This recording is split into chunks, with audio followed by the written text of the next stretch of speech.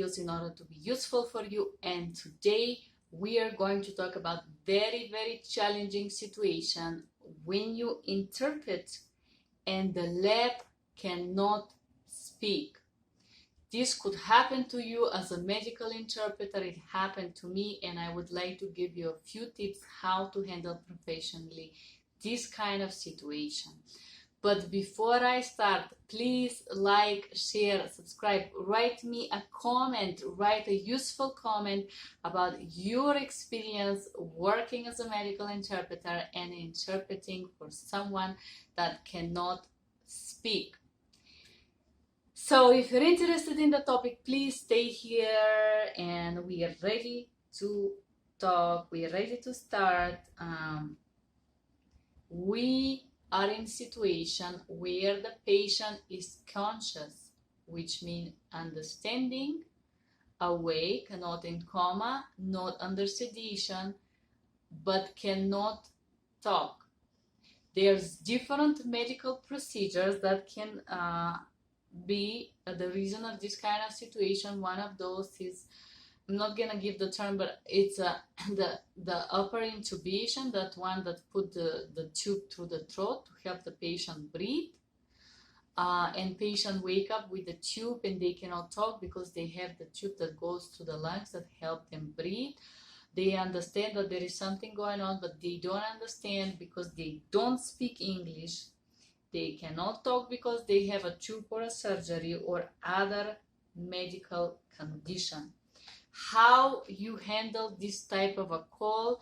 The number one thing that's gonna happen when the provider called you is gonna be instruction. You're going to be instructed that the patients cannot speak because there is a tube, because there is a procedure, because of some kind of other reasons.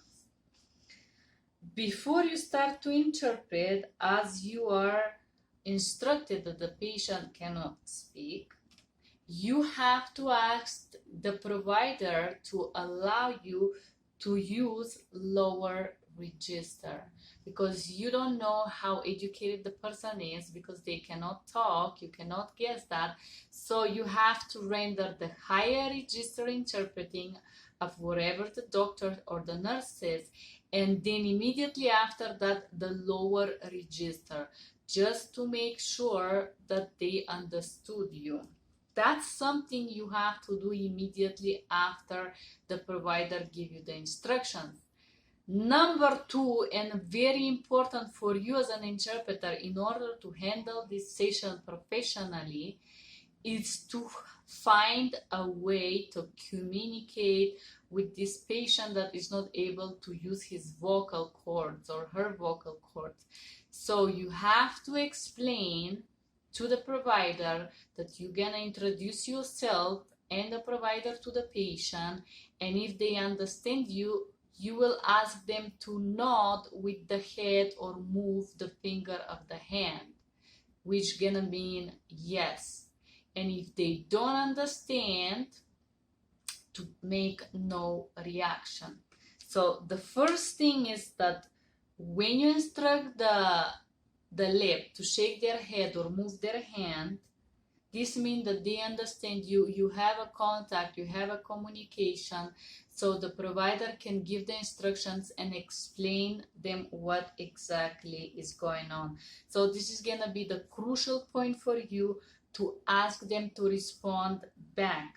Move the finger, move the hand or the head to show that they understand that it means yes. Okay? Number two, the same similar instructions if they're the provider, and normally the provider is going to ask for some kind of questions, and this question will be pain related or comfortable related and so on. Again, if the answer is yes, they have to nod or make a gesture, and if it's a no, ask them not to react. So these kind of instructions, you as an interpreter know, and the provider knows, and provider understand, and they reply back to you, okay, interpreter, she shake her head, means she's in pain. Wonderful.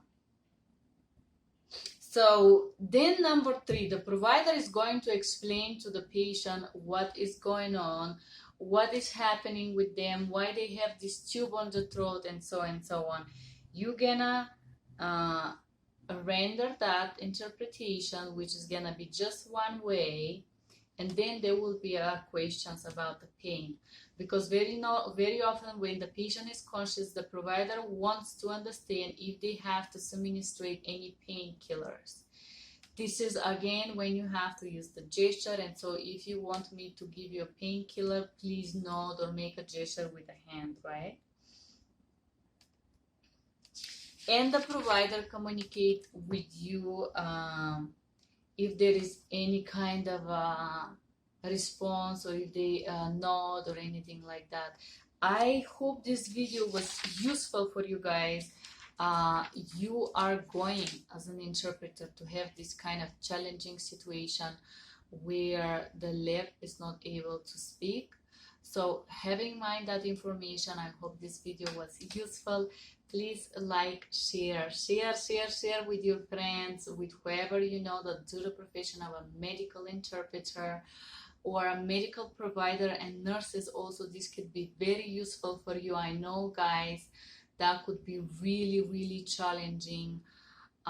Smash that bell button so you can get notifications every time I publish a video, which is Wednesday and Sunday. Thank you for being here, and I hope you have a wonderful day, and take care. Bye bye.